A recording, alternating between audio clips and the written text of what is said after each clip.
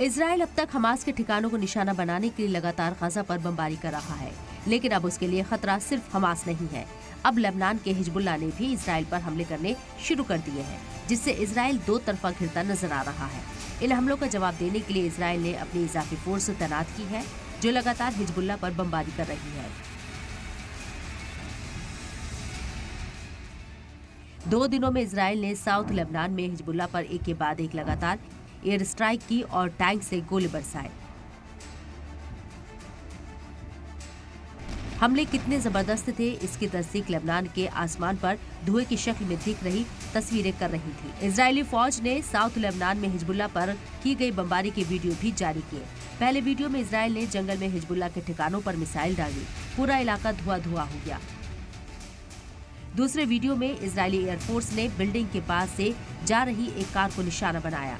इस हमले में कार और उसमें बैठे लोग जाबाहक हो गए। ये अभी तक तस्दीक नहीं हुई है कि कार में सवार लोग हिजबुल्लाह के जंगजू थे या आम शहरी। इस बीच इजराइल के वजीर आजम बेंजामिन नेतन्याहू लेबनान बॉर्डर पहुंचे और वहां पर तैनात फौजियों से मिले। नेतन्याहू ने लेबनान बॉर्डर से हिजबुल्लाह को इंतबा भी दिया। नेतन्याहू ने कहा कि अगर हिजबुल्लाह ने जंग में कूदने की गलती की तो ये उसकी जिंदगी की सबसे बड़ी भूल होगी। הוא יתגעגע למלחמת לבנון השנייה, הוא יעשה את טעות חייו. ואנחנו נכה בו בעוצמה שהוא לא יכול אפילו לדמיין. והמשמעות לו ולמדינת לבנון היא הרסנית. नेतन्याहू ने जंग से दूर रहने की नसीहत दी तो हिजबुल्लाह ने भी पूरी ताकत के साथ जवाब दिया। वेस्ट बैंक में मस्जिद पर इजराइल के शर्मनाक हमले के बाद डिप्टी लीडर शेख नईम कासिम धमकी भरे अंदाज में उन्होंने कहा, אתם הורגים אנשי חיזבאללה שמנסים לתקוף את קו החזית שלנו. אני לא יודע עכשיו, כשאני נמצא איתכם, אני לא יכול להגיד לכם כרגע אם חיזבאללה יחליט להיכנס בצורה מלאה למלחמה. אם חיזבאללה יחליט להיכנס למלחמה, הוא יתגעגע למלחמת לבנון השנייה. הוא יעשה את טעות חייו. ואנחנו נכה בו בעוצמה. अगर इजराइल ने गाजा पर जमीनी हमला किया तो हिजबुल्लाह भी जंग में शामिल हो जाएगा और फिर इजराइल को उसकी बड़ी कीमत चुकानी पड़ेगी। इस बीच हिजबुल्लाह ने भी एक वीडियो जारी किया जिसमें उसके लड़ाके इजराइल की तरफ रॉकेट, मोर्टार और एंटी टैंक मिसाइलों से हमला करते हुए दिखाई दिए। वीडियो के सामने आने के बाद से ये माना जा रहा है कि हिजबुल्लाह इजराइल के हर हमले पर तगड़ा जवाबी हमला कर रहा है। हिजबुल्लाह के हमलों से इजराइल की टेंशन बढ़ गई है, क्योंकि अब वो हमास के साथ खुलकर सामने आ गया है। वहीं जंग के 16वें दिन इजरायली आर्मी ने नॉर्थ गाजा में हमास पर हवाई हमले जारी रखे।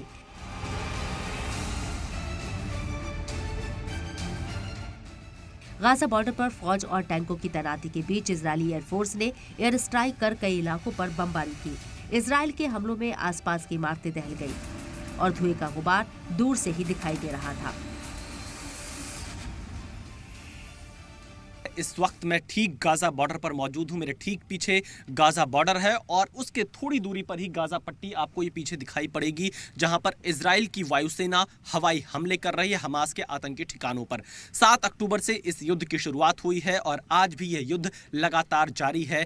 सीज फायर की कोई उम्मीद दूर दूर तक नहीं दिखती है, क्योंकि इजराइल पूरी तरह से यह साफ कर चुका है कि हमास के एक एक आतंकियों को वो चुन चुन कर मारेगा और इसकी तैयारी यहां पर हमको दिखाई दे रही है। मैं जितनी देर यहां पर मौजूद हूं मुझे धमाकों की आवाज़ आ रही है और ठीक पीछे ये गाजा पट्टी है, उत्तरी इलाका है गाजा पट्टी का, जहां पर हवाई हमले कर हमास के आतंकी जिन इलाकों पर छिपे हुए हैं, जिस रास्ते का प्रयोग कर रहे हैं आने जाने के लिए या फिर जहां पर उनके हथियार हैं, वहां पिन पॉइंट स्ट्राइक किया जा रहा है इजराइल की वायुसेना की तरफ से।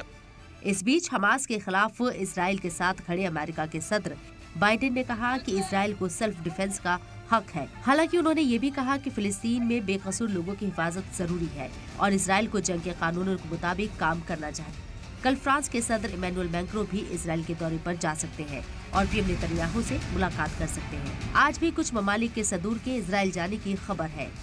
गाजा बॉर्डर से विशाल पांडे के साथ ब्यूरो रिपोर्ट, जी मीडिया।